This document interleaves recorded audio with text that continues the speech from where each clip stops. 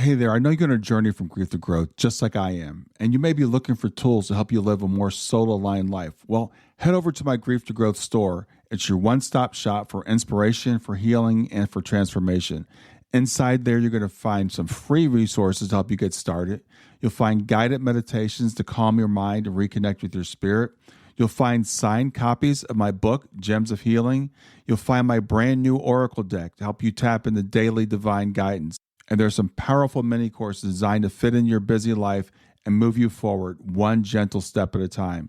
So whether you're deep in grief, seeking spiritual growth, or just ready for a reset, there's something waiting for you right now. Just go to grieftogrowth.com/store, grief2growth.com/store, and start exploring. Close your eyes and imagine. What if the things in life that cause us the greatest pain, the things that bring us grief, are challenges? Challenges designed to help us grow, to ultimately become what we were always meant to be. We feel like we've been buried, but what if, like a seed, we've been planted? And having been planted, we grow to become a mighty tree. Now, open your eyes. Open your eyes to this way of viewing life. Come with me as we explore your true, infinite, eternal nature. This is Grief to Growth, and I am your host, Brian Smith.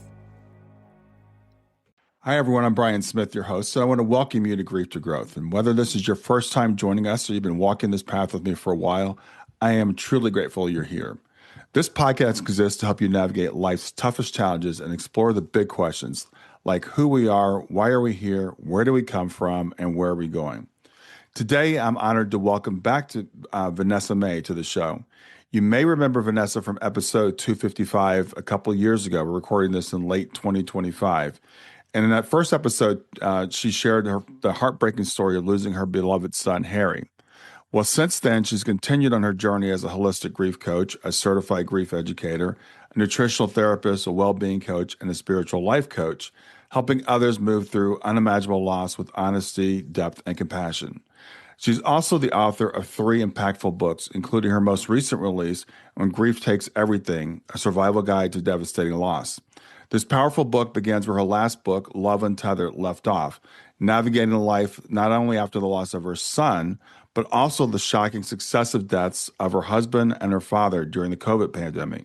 So when we recorded the first episode, we didn't talk about the loss of her father and her husband. It was really still, frankly, very fresh to her, and we were focusing on her first book.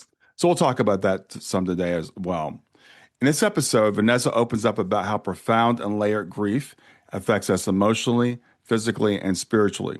We'll explore the impact of trauma on the body, including her own cancer diagnosis, which came 18 months after losing Harry, and how grief can manifest in illness. She also shares how she's found healing through writing, her spiritual beliefs, and the continuing bonds she maintains with Harry and Anthony, who she feels around her daily.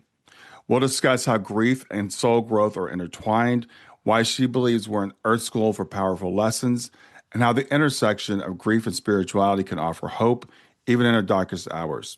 She also introduces us to 6 other women featured in her new book, each of whom had survived devastating loss and emerged with insight and strength. Vanessa's lived experience and her refusal to offer toxic positivity or surface-level comfort makes her voice one that so many people deeply resonate with. So if you've ever wanted to understand how someone survives the worst and continues to grow through it, this conversation is for you. And as always, I invite you to join the conversation over at grieftogrowth.substack.com, where I've written an article to accompany this episode where you can share your thoughts, leave comments, and connect with me and other listeners who are walking the same road. So with that, let's get into this conversation with Vanessa May. Hi, Vanessa. Welcome back. Hi, Brian. It's lovely to see you again. Yeah, it's great to see you too. Thanks for being here. As I mentioned, we spoke a couple of years ago. It was after we talked about the passing of your son. So for people who haven't heard that episode yet, start off tell us about Harry.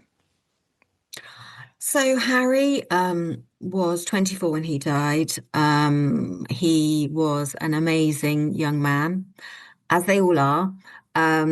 who die early. They just seem to be somebody who is quite special, each and every one of them. That Hmm. seems to be my experience because working as a holistic great grief coach now, I work with a lot of bereaved parents, and all their children have something special about them. Um, and Harry was definitely one of those, Hmm. and he left an impact on everyone he left behind. Um, and yeah, I mean, I always say he changed. He was my first child, and he changed my life when he came in to my world, and he changed it again when he left. Yeah. Um, and I was, like all bereaved parents, completely devastated by his loss. And just to bring in my husband, he was also devastated, but was amazing in supporting me. He Mm. sort of, we were married for 30 years, and he really, because a long marriage, you have your ups and downs. Hmm.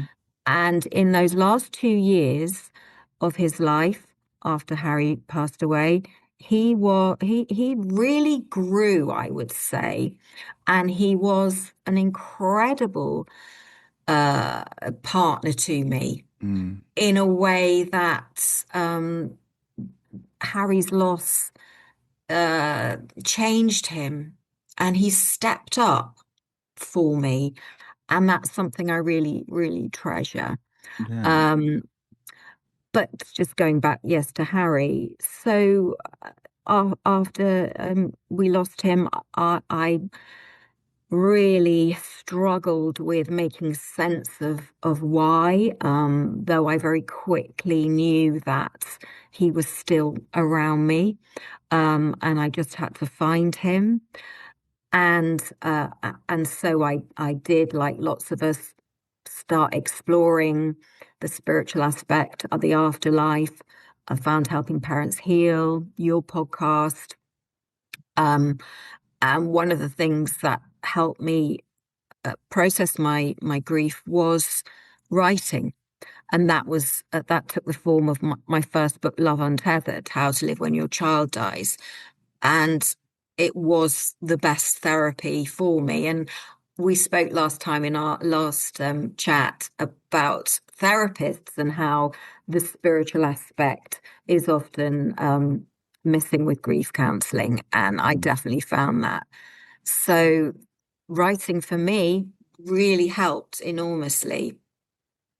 Um, then we went into the pandemic, um, and that was very weird for people who had recently lost someone, or particularly a child, because already you feel quite isolated, and then the world around you panicking, and you're kind of going, yeah, we've been through the worst. This doesn't really, make much difference to us. Of course, Mm. it did in many ways. Hmm. And I was much more concerned about, my elderly mum and her not getting ill.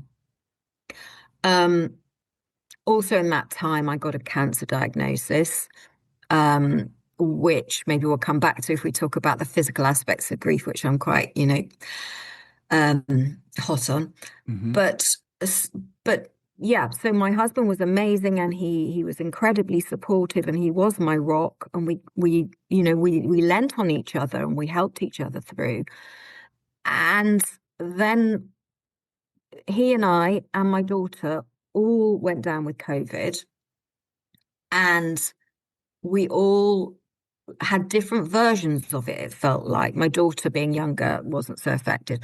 I had it pretty badly, but my husband really, really took it badly, to the Hmm. point where um, he had to go to hospital. And then he was released. He came home, and he got ill again, and he had to go back in. And of course, it was a time when I was ill anyway, so they wouldn't let anyone who had COVID into a hospital. Mm. But anyway, you just couldn't go on a COVID ward. So he was sort of, it was the most horrible feeling. I felt so ill. At one point, I thought I thought I might die from this. Mm. Little did I know, because I thought my husband was in there and he'd get well. So we had to communicate over WhatsApp. That was the only way we could communicate. And he was in there for 2.5 weeks. I never ever thought that he wouldn't get better. Mm. And then, and I was constantly trying to talk to the doctors, it was like walking through treacle, trying to just get myself well, to communicate with the hospital, not being able to see him. And then we got the call that he wasn't going to make it. Mm. And they said, you can come in and say goodbye. Because at that stage of the pandemic, they were letting relatives say goodbye. Meanwhile, whilst it was literally as we got ill, the day before we got ill, my dad had died. Oh, wow. I couldn't go to his funeral because I had COVID. I write about all this in When Grief Takes Everything, but it felt so unreal. I'm sure. And, we think, particularly if we've had a terrible, terrible loss of a child, we think, well, nothing but, people would say lightning doesn't strike twice. Right. And I'm here to say, sadly, for some of us, it does. But I was very much in survival mode because I was ill myself. So I was physically on the back foot. Mm-hmm. I was still grieving Harry. I still had a diagnosis of PTSD. So I had all that to contend with. My dad's just died. And then I called and we had to wear all this PPE equipment, and we had to wear gowns, masks, hairnet, gloves, all that was I mean, I don't know what it was like in the States, but that's what we were doing over here. Yeah. And I had to go in and say goodbye with my daughter. And it was absolutely unbearable and unbelievable. But what I will say is that I didn't get a chance to say goodbye to Harry. So I was very conscious that I could now say goodbye and I could thank him for being there for me and how amazing he was in looking after me. And so it did feel like a privilege to hand him over to Harry. And that's what I knew was going to happen. Mm-hmm. And I felt very jealous because he was going to be reunited with Harry. Yeah. And I was going to be left behind. So we got to say everything we wanted to say. I got to say, I mean, it's a long time to be married, and I didn't have much adult life before I met him. So it felt like it was enormous. And again, I was blindsided really in a different way this time. So yeah, that's Yeah. That is, and your book is titled appropriately When Grief Takes Everything, because I would imagine that's how you felt. yeah. Just and as you said, people say, well, lightning can't strike twice, and my daughter's passed away, so I know that. But then you think like, well, I've had my bad thing, right? I should be good for a while. I shouldn't have to go through anything else right now. Exactly. And I think when I got cancer, I was just like, well, that's not fair. Right. Right. Um, but that felt like nothing compared to losing Harry, and it also paled compared to losing my husband. And we were so unprepared. And the difference between losing a child and losing your husband is that when your partner dies, and if they're not really prepared, you don't, I mean, he just left everything to me. So that, Mm-hmm. but aside from that, the practicalities of what you have to do. Mm-hmm.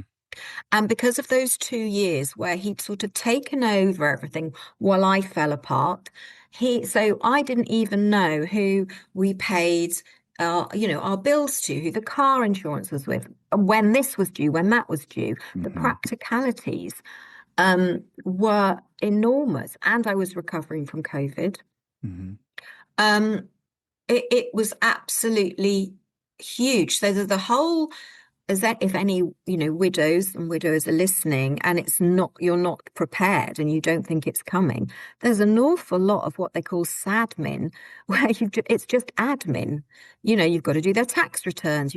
It was more complex in that aspect than it was for Harry. But whatever, had to be sorted for Harry, Anthony had done for both of us. So now it was just down to me. So it was a lot.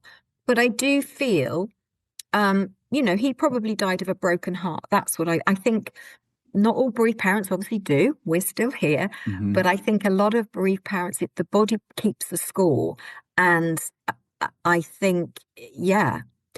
And they say the lungs in Chinese medicine are the organ of grief. And of course, COVID affects the lungs. Right.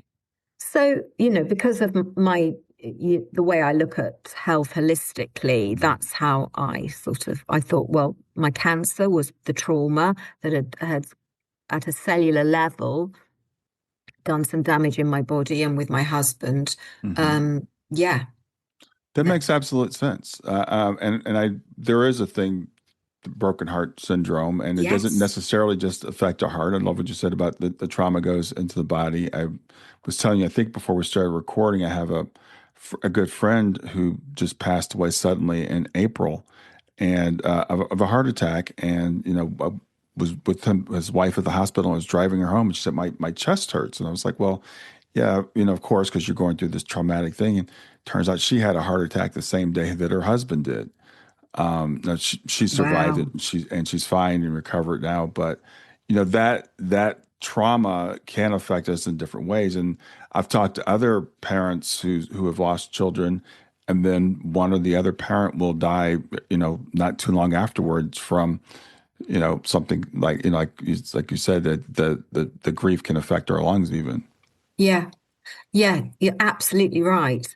And in the book, I mean, I've got the book here. I don't know if I can quickly find it, but I write an awful lot about, because I did lots of, I'm not going to be able to find it, but lots of research into the statistics of Hmm. how and particularly widows. Actually, it's something I'm not remembering it correctly probably, but it's something like 55% increase in having a heart attack Hmm. after you've lost your partner. Obviously bereaved parents as well, Hmm. and broken heart syndrome being a real thing. So it is extraordinary, and I think it's extraordinary because most people don't really realize how grief affects us and how trauma, because it's also the trauma and the shock Right. as well. Right. Um, but because you and I have this spiritual belief, we also probably believe that you don't go until it's your time anyway.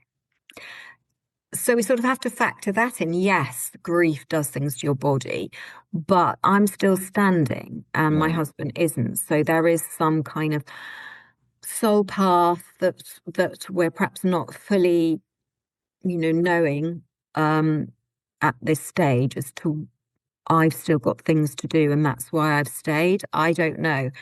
But even though on a practical level and a scientific level can look at what trauma and grief does to the body and there's science and statistics about it, I also look at it from the spiritual perspective, which is Mhm. like, well, you don't go unless it's your time. I Yeah. don't think, but I truly believe that also, and I also believe all these emotions, these feelings that enter the body. That I love this word I heard the other day. I can't remember who to give credit to, but they said we have to metabolize our emotions, and I really like that image mm, of those emotions, the pain, the anger, the fear, the guilt, all those things that come. We have to face them, and we can metabolize them, we can dissolve them, we can transform them, so we can let them stay in the body, and they can take us down, or we can do what you have done and take that and transform it, and now you're out, helping others. As you said, you're still standing. And I'm also a true believer that we go when it's our time. And I don't want to put words in your mouth, but I know I've talked to a lot of parents when a child passes. I wanted to go with my daughter. I was like, I'm ready to go. So I've heard yeah, so many parents say that. definitely. And honestly, I really felt jealous that my husband was going to be with my son. Sure. Yeah. I have a daughter, so I had a reason to stay. But sometimes the logic of that doesn't come into it. You just have a sort of need to go with them. Um, yeah, Yeah. but we're not meant to for whatever reason. But I did feel very real jealousy that he was Hmm. going and I wasn't, and that he was out of pain, Yeah. out of suffering, because I thought you've only grieved for 2 years. I'm Yeah. going to be. I'm now grieving for both of you Yeah. and Yeah. my dad. My dad was elderly, which is why it's not quite the same. But Right. it's still a loss upon a loss upon a loss, Hmm. and very close together. Yeah. Yeah, So, it's. in terms of that loss upon a loss upon a loss, because the thing about grief is, it is exhausting. Mm. We have to work to process through it. I can only imagine that you're still grieving your son at this point. I mean, you're still that's still early grief. I call it Oh yeah. at 2 years. That's still early. How did you handle, now Anthony is going and now you're dealing with both of these things at the same time? Stay with us. We'll be right back. Grief doesn't follow stages, timelines, or rules. And if you've ever wondered, am I doing this right? You're not alone. That's why I created the Grief Check In. It's not a test, there are no right or wrong answers. It's simply a gentle way to understand how grief may be showing up for you right now. In just a few minutes, you'll gain clarity and language for what you're experiencing without judgment, labels, or pressure to move on. If you're wondering where you are in grief, this is a safe place to look. Go to grieftogrowth.com/check-in. That's grief, numeral 2, growth.com/check-in.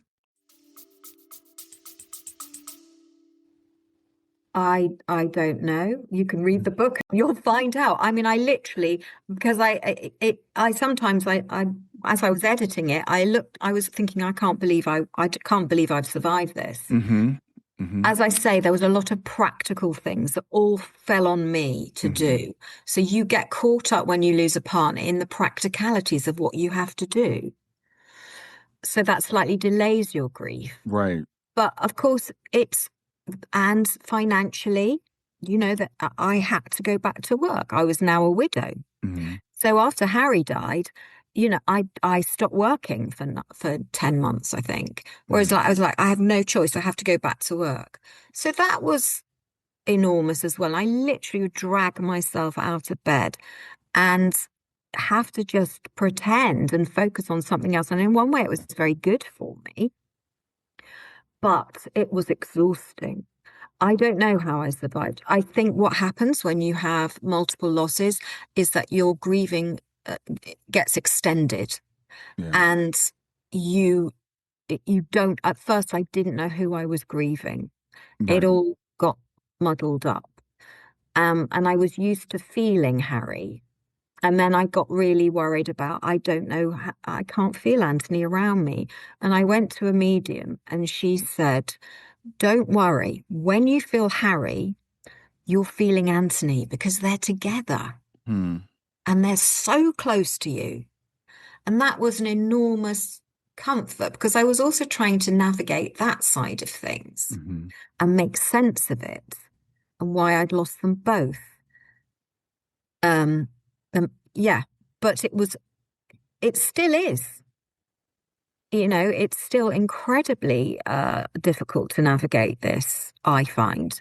Um, and the ways I do it are one, because I have a purpose, and that's to help others. Mm-hmm. And just actually, I want to say, going back to what we were saying about the physical manifestations of grief. Currently, I've got a bereaved father and a bereaved mother with cancer. Mm-hmm. So, it's quite, and lots of them have all kinds of physical ailments that just only happened since they've lost someone. Mm-hmm. Um, but yes, so I've got this mind, body, spirit approach that I use with clients, and I like to think that I'm helping them and giving them what we didn't get from grief counselors early on who couldn't possibly understand what we were going through. So, yeah,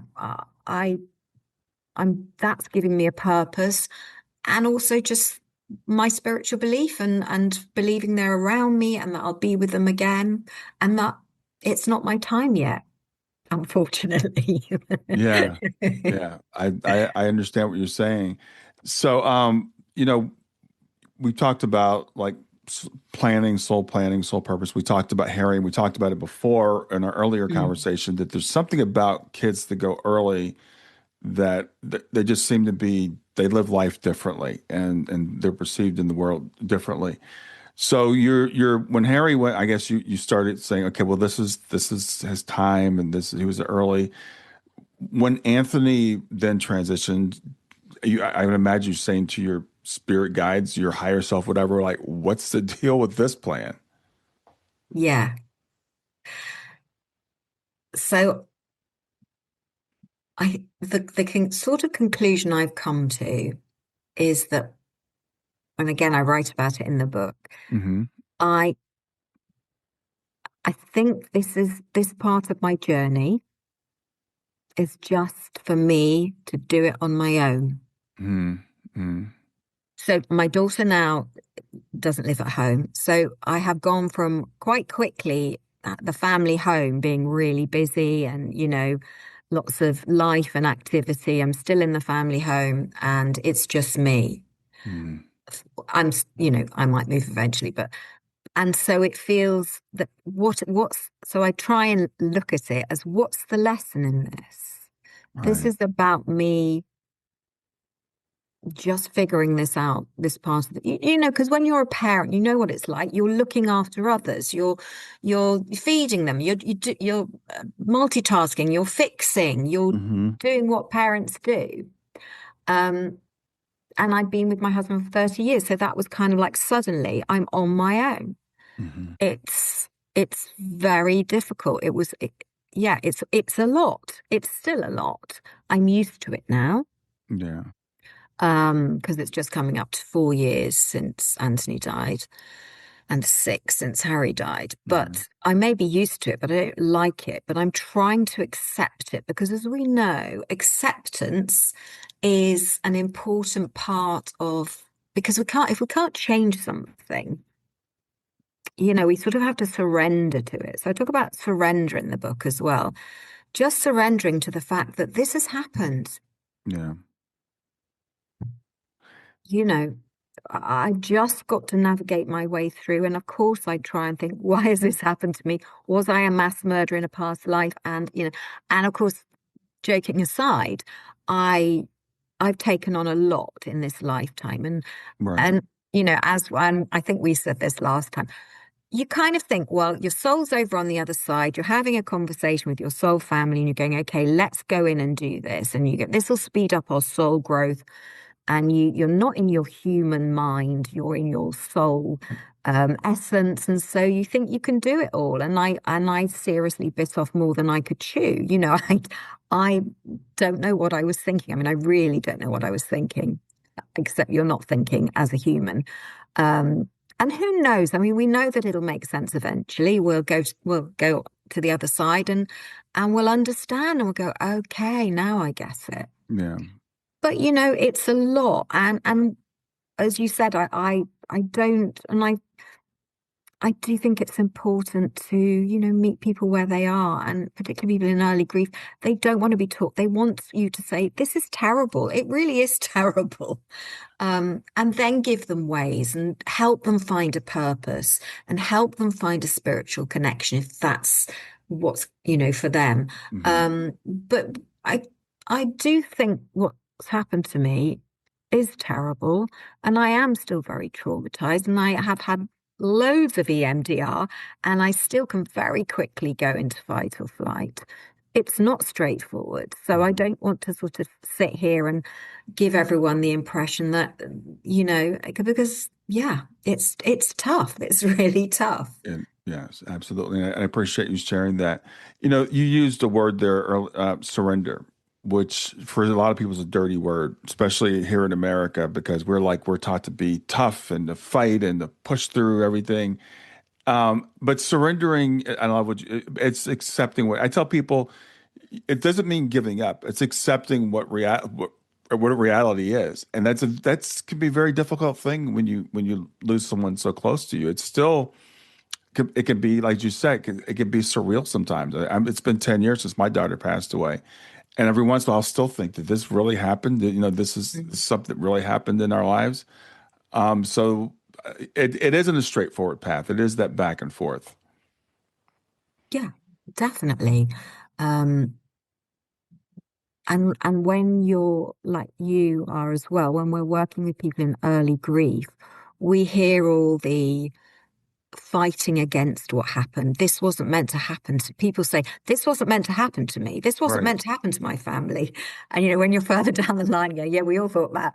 Hmm. And it's helping them to get to a point where they can go, well, it has. Yes, and that's a really good point. I really want to kind of hone in on because the idea of soul planning, and we go when it's our time. Some people might say, "Well, I don't believe in that stuff," or prove it to me, and I can't prove it to you. But what we can do, what we will do, is we have to find meaning or make meaning, and that's what you've done. You said, okay, this has happened. This is where I am. This is what I'm going to do. You're making meaning out of this. Whether you believe in soul playing or not, and I do, but for people that don't, you still have to find a way to move forward. Yeah, you do. But that's where I think the continuing bonds theory is good, isn't it? And when I working with clients who don't have a spiritual belief, I'll say you can still continue your bond. You're still their mother. That's still your daughter.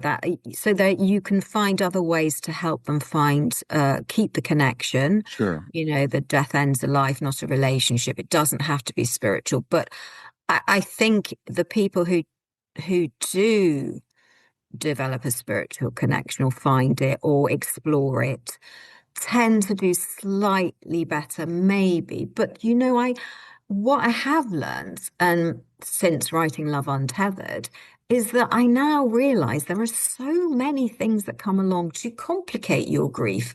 The layers, I mean, we could call them secondary losses, Hmm. but in my case, additional actual losses. But Hmm. all kinds of things come into play, like illness, like mental health, all kinds of things. Family dynamics change. The family changes. Hmm. Um, in my case, my daughter and I lost half our family, Right.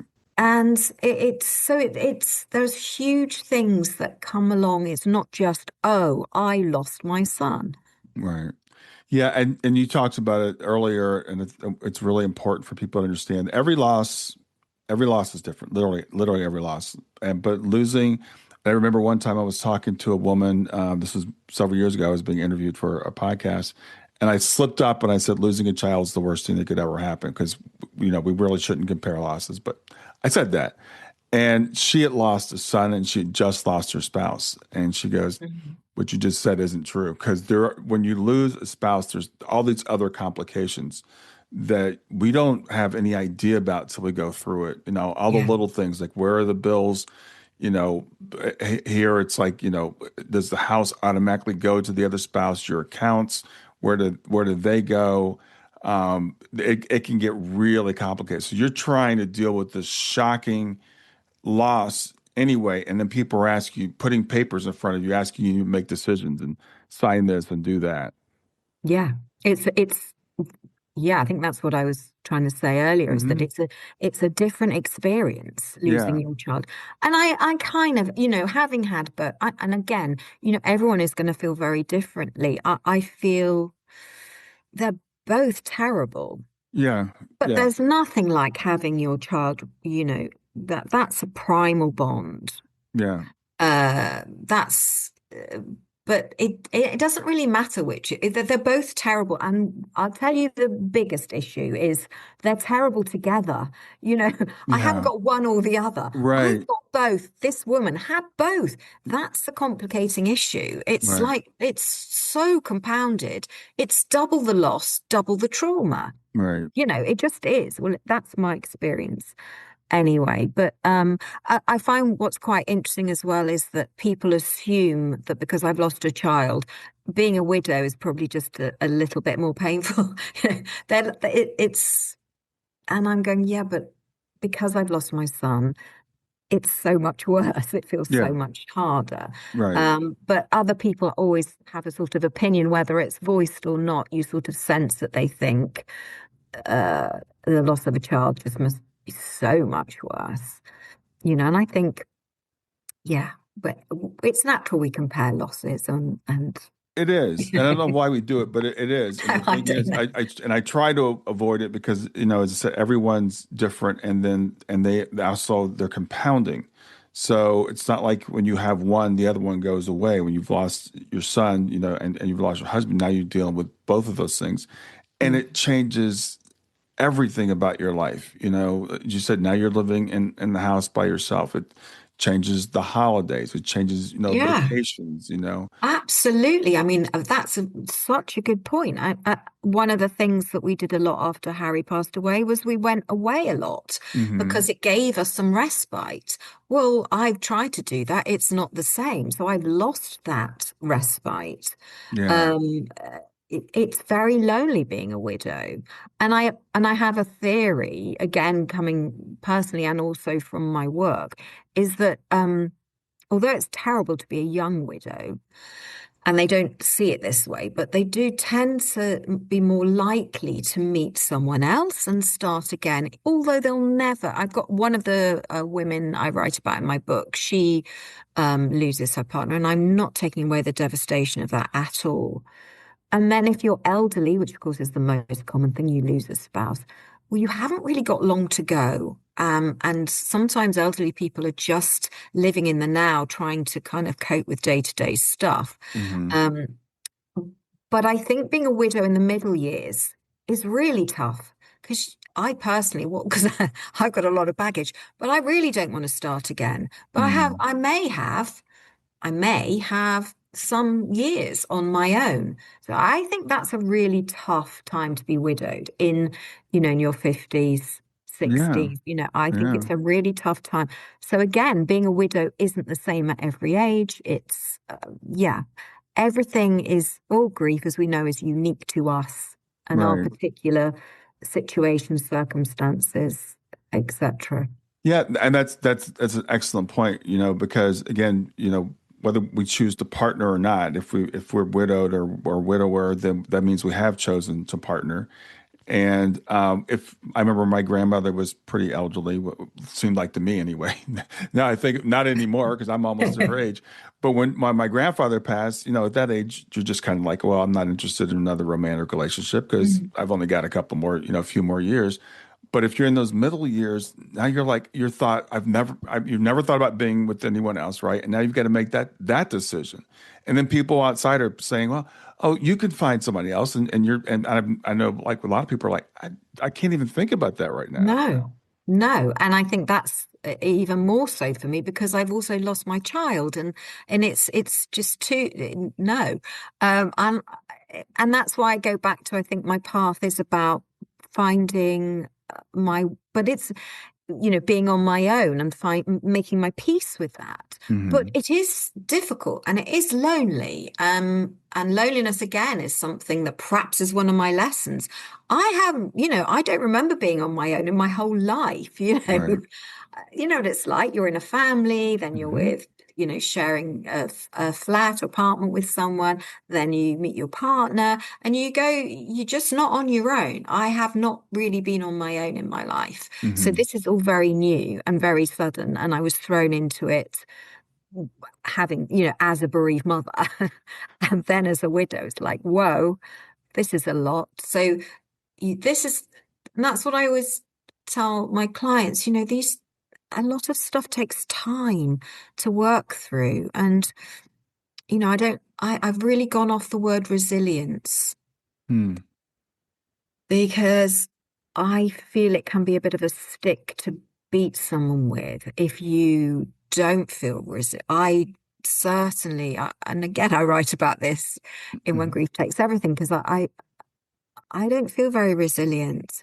I'm just doing my best. Whereas I think after Harry died, I was quite believing in the word resilience and thinking Mhm. it was important. Now I'm like, you know what?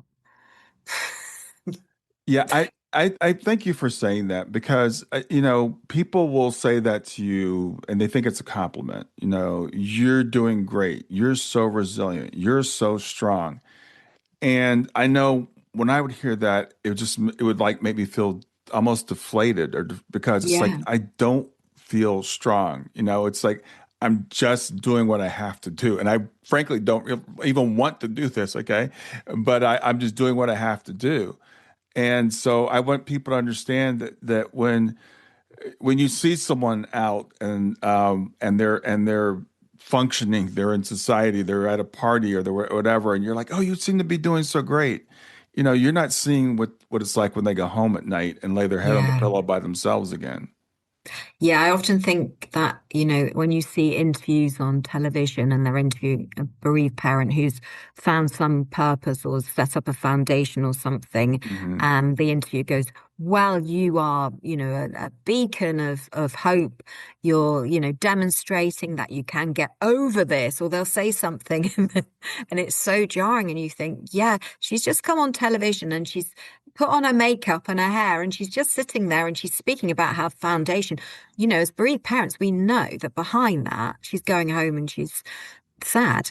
Hmm. So society, sometimes I sometimes think we don't always do ourselves a lot of favors by pretending and allowing people to think that we're doing better as a group than perhaps we are. I'm all for honesty and showing how we are trying to make our way through this, but Hmm. also acknowledging that, yeah, I'm not always great. I'm smiling, but I might not be later, and I wasn't yesterday. I Yeah. just want to be realistic about grief. Yes, I have a spiritual belief. I know my husband and son around me. It's great. However, I'm on Earth in Earth School doing this for a reason. So it's not all love and light, for Yeah. me. Yeah. That Well, that's let's my talk about the concept of Earth School because I know that's an important concept to you, and it is to me as well. So how do you view our time here, our roles here? Well, as we sort of touched on, I guess I've sort of brought into the idea that we come and we choose certain lessons to help our soul growth. And that's in our relationships, we sort of play certain roles for each other to accelerate that learning. And that we've been around the block with them many times before. And what's that book called? Journey of Souls. I really love that book. I know. And yeah, that's kind of what I believe. There's Anna in one of the six women. She writes really well about how to survive the suicide of her son, she sort of very much went to the spiritual life. Mm, And that sort of uplifted her and saved her. And then she realized, I can't be there because I'm on earth. I've got to do earth. I've got to do life. And I think that's a very good point because we can almost escape into the spiritual, hmm. but we've still got to go to work, pay the bills, interact with people, you know, navigate life. And that's what we're here to learn. And I think that's something in the spiritual sort of side of grief that slightly gets overlooked. Yeah, but we are here to be on earth and do earthly things. Yeah, I think that's a really really good point. I remember when I was young, I was at church and stuff, and they were talking about like all your purpose in life, and I thought, well, maybe I should just become a go become a missionary, or you have some people that go so far as to become they go live in cloisters, they become monks, or they become Mm, stuff like that. And I don't think, and not to belittle that path, but it's not certainly the path for most of us because we are here to get our hands dirty.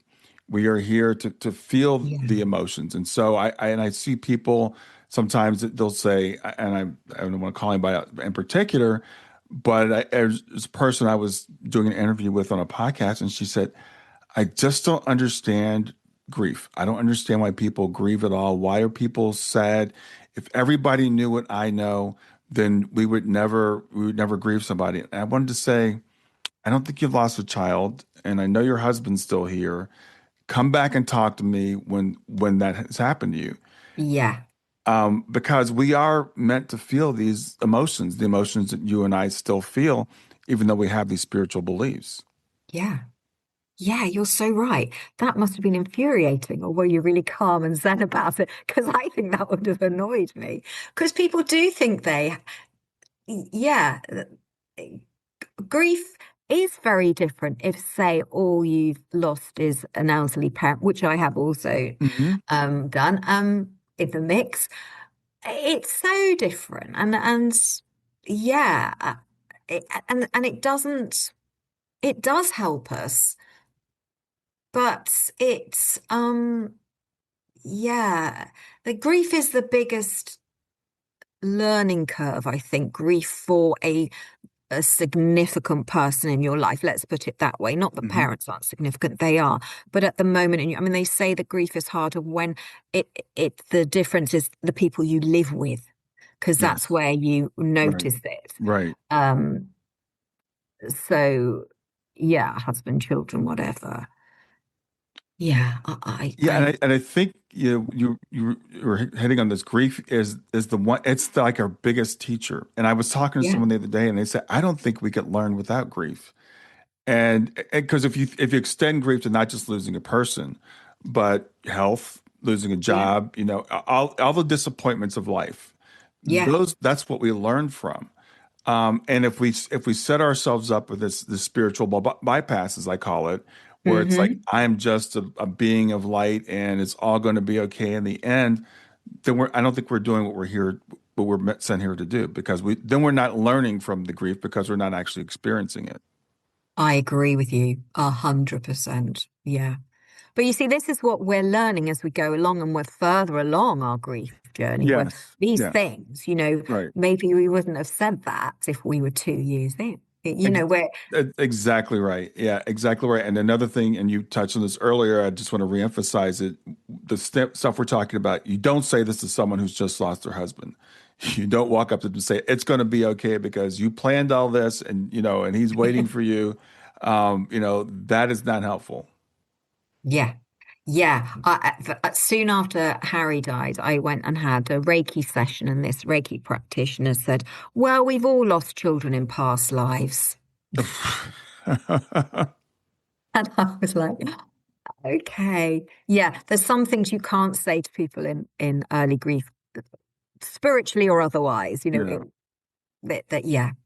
But yes, people do say the most extraordinary things, don't they? But yeah, So you mentioned, I know in your book, it's your own experience, of course, but you also have six women. You mentioned one of the women. Tell yeah. us about some more about some of the other women in the book. Yeah, so the book is structured. The first section is my story, so it picks up from literally as Anthony's death, really, and navigating all the things we've just talked about. The practicalities, how I felt, falling apart, etc. Mm-hmm. And then the third section is divided into mind, body, and spirit. So it's the emotional impact of grief, and it says practical advice. So because of what you and I do, helping others, we don't just have our own experience. We learn from others, which is an amazing honor that we learn more about grief from other people as well as our own experience. So I write about the emotional impact, the physical impacts we've just touched on, and the spiritual, and how that's the bit that can really propel you forward. And then in the middle, I've got the stories of six women, because I thought I don't want it just to be about me and my story. So I have got four bereaved mothers. I've got a bereaved mother and a widow. Mm. I've got somebody and a widow who hasn't lost a child, and then I've got somebody who's had lots of multiple losses. Um, and it was really interesting because when I chose them, I didn't know there'd be this commonality throughout, which Mm. is exactly what I was trying to say, and really is the theme of the book, that two things can carry you through the most devastating losses, and that's finding a purpose, helping others, and a spiritual belief. So every single one of them has a spiritual belief in the afterlife. The soul lives on to some degree or other, some more than others. And everyone has found a way to help others. And that's been part of their healing journey. So, it's that post-traumatic growth thing, and how helping others can, get you through this. So there is a thread through all of us, which is quite nice. But as I say, I didn't just want it to be my story. I want it to be other. They are all women, as it turns out. But they're all sharing their story honestly, without spiritual bypassing, without toxic positivity, and offering some hope, but being, raw and gritty with it and not sugarcoating. Yeah. Yeah. Yeah. Well, again, I think finding that balance is really important between the spiritual bypassing, the toxic positivity, and then just this life sucks and there's no purpose to it. It's finding that balance and being able to live in that tension. Yes. And again, I It's a appreciate you. tension. Yeah. So where you are today, Vanessa, I understand that Harry's one of your guides. Is that true? Yeah, I So think so. I've been told he is, yeah. and I feel he is. And sometimes in sessions I'll be working with another bereaved mother, and I just feel he's with their child. And if Hmm. I feel that the client is open to it, I might say, well, maybe our boys are here and they're having a bit of a chat, as we are. And Hmm. I just feel he is. He's with me, and Anthony as well, but a different. I mean, I don't know if you feel this about your daughter, but how I perceive Harry now is the essence of who he was as a human being in this lifetime, but also he feels quite different and quite elevated now, Hmm. if that Hmm. makes sense to you. I imagine it probably does. Yeah. But and my husband too, but particularly Harry, I feel he's, well, obviously they do understand everything. They do see the bigger picture. But yeah, I do feel him guiding me. Hmm. Definitely. I don't know if you feel that with your daughter as well. I do. And, it's interesting because I always try to resolve these different paradoxes or different things we hear. One is that when we cross back over, we're still the same person that we were when we're here. The other is that, we are much more enlightened. And I think what it is our perspective shifts. I mean, it's like your eyes are open and you see all the things you forget when you come here. So the Mm. way I look at it is when we're here, we're a very limited version of our bigger self. So our children have been released from these physical confines. I say our children, you and I. Hmm. So they are, I guess in a way wiser than we are, have access to a different body of information. I'll never forget my cousin, who's a couple of years older than I am, after my daughter passed away, said, "Well, Shane is one of your ancestors now." And I was like, "What do you mean?" She goes, "Well, yeah, because and I'm like, yeah, I guess so. So in a way, yeah, I do believe that Shayna's one of my guides. I blame Shayna for this soul plan. I could see it. This was her idea. So yeah, I think, and I know that I will see her again. Stuff we talked about. Yeah. And yes, when you say you blame her, I also think it's okay to be angry with them. Sometimes I shout at Harry and Anthony and I Hmm. swear at them, and how tell them off for leaving me, Yeah. and for just leaving me in this while they're swanning around wherever they are in Yeah. bliss. I'm like, how dare you leave me here? I don't think that's unhealthy, and obviously you need to have a bit of a rant and vent, and then you Yes. kind of calm down and go, okay, well, It that's a and bit I silly. yeah, it's okay. And I tell people because the thing is, and I was jokingly saying that, but people do sometimes have anger in the case, especially of like Mm. suicides or Yeah. drug deaths and stuff like that. Sometimes people will be angry at their, but they feel like I can't express that because I don't want to hurt their feelings. It's like, Yeah, it's okay. It's okay to be angry. It's okay to say it, it sucks to be here. And, this is a story, but when Shayna, the week before she passed away, she and her mother were at a volleyball tournament. Shayna played volleyball and she was in Florida. It was, at this resort. And Shayna's driving around the kids. She wasn't even old enough to drive. They were driving around in golf carts on the resort, and she's ordering smoothies every day, and because her mother lets her do all this stuff. And I remember her mother saying, because I would talk to her mother, but Shayna never got on the phone. And Shayna, my mother says to her, Shayna, don't you feel guilty like doing all this stuff while Brian and Kayla are back at home and you're having a good time? And Shayna said, no, I don't feel guilty at all. I'll see them when I get home. And that's how I picture Shayna right now going, yeah, I'm having a good time, but I'll see him when he gets here. Yes. Yes. That's a great story. Yeah. Yeah. So Yeah. I think, We'll see them when we get there. yeah. Yeah. And that's the way they see it. Yeah. Yeah. Yeah. Yeah, so there is a little bit of jealousy. I can see you saying, when Anthony got to see him first, because I'm like, I'm older than my wife and I'm a male, so I'm like, I'm not going to live as long as you, so I'll be there with Shayna first. But we never know how things are going to work Well, out. we don't know that. Yeah, Yeah, we just don't know. And that is what I've been shown is you simply don't know what's going to happen, how it's going to happen. You just don't know. And that is the other thing I suppose I've learned is just accepting that you can't control anything. You can't be sure of anything in terms of safe security. I mean, I think one thing I suppose I've really struggled with is a lack of safe, feeling unsafe in the world. That's the Hmm. trauma aspect. But we do have. That's what I work toward is going. Okay, I have to just get comfortable with not knowing how life is going to go. I have Yeah, to accept that I've had shock upon shock and I didn't see it coming and it's the ground beneath me, and that's another thing I describe what happened to me. It's like, Harry dies, I'm knocked down like a hurricane, I'm knocked down. right. And Anthony holds his hand out and we walk together.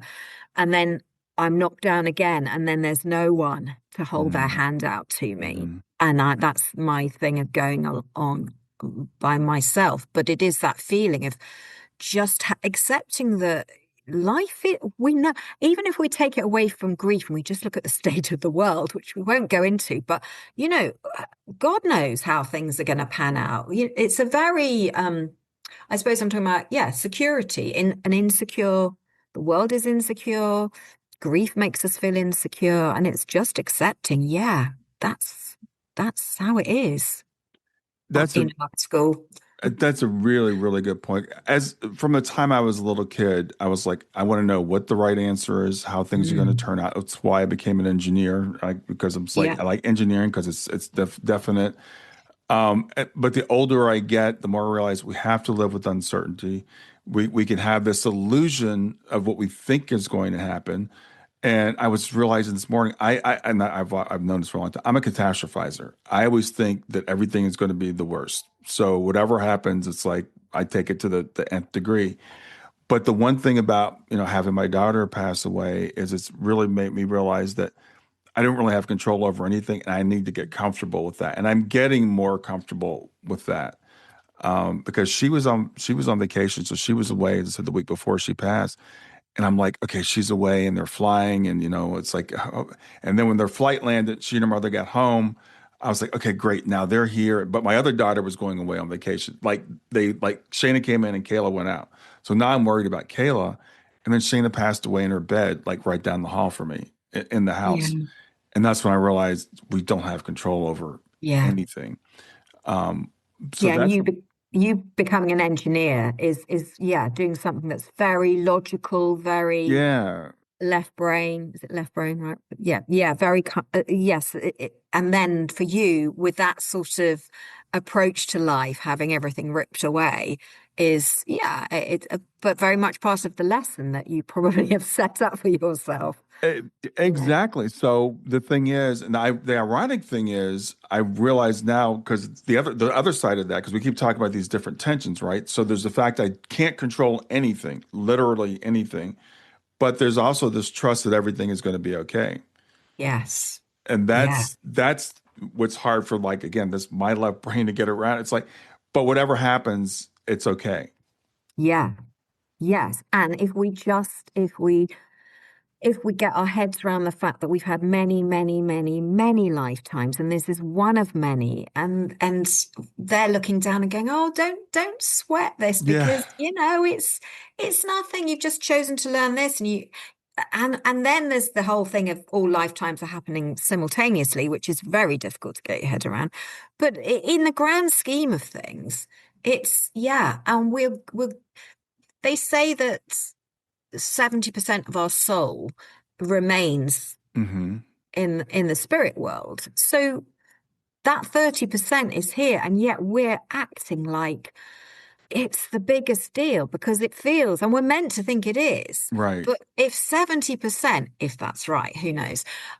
70% of our soul is in the spirit world. Well, we're with our loved ones, you know. Yeah. Yeah. Um, and this is just a small, but it's human nature to struggle with that concept, you know. Hmm. It is natural that we really find that very difficult to get our heads around. Yeah, but as you say, in the end, we go home, Hmm. Yeah, and well, that's my. It's probably I have lots of favorite quotes. One of my favorite quotes is John Lennon, and he says, "Everything will be okay in the end, and if everything is not okay, it's not the end." And so yeah, I just repeat. That's on repeat throughout my life, and I think of all the things that I've gone through, and all the things I thought were, this is the end. This is, when I lost a job, or when I got divorced, or, all those things I thought was the worst thing ever, and I realized it does work out. And so our souls present us with these opportunities, like, the passing of your son and your husband and stuff. And again, this is not to say we're not at the end, right? But you have to go through this, but you will get there. You will cross that finish line and you will see them again. And that's what keeps me going. yeah, yeah, we will be together again. We will find out what it's all about. And your engineer brain and my brain just, that seeking brain of wanting to know why. What's this all about? Why has this happened? I want to make sense of it. I want to see the bigger picture. And we get glimpses of it now because of what we've gone through. It has accelerated our learning, Hmm. perhaps.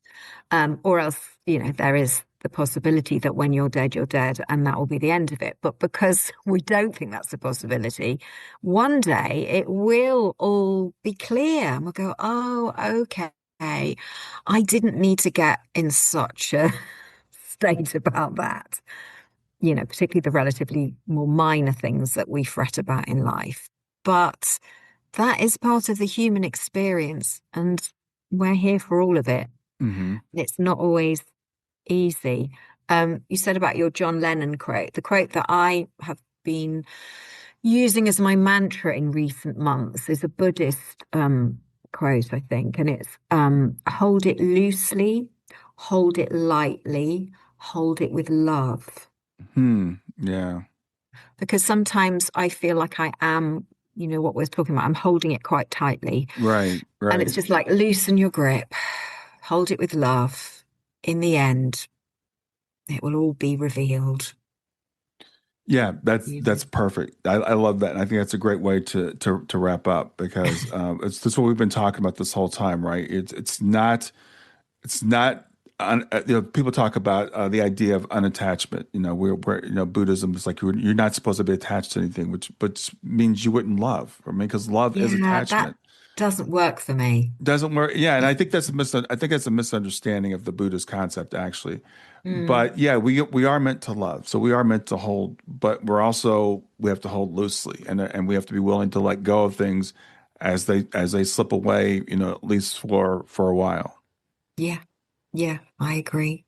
Yeah, Vanessa, thanks so much for being here again today. Remind people of the name of your three books and your latest book and how people can find you.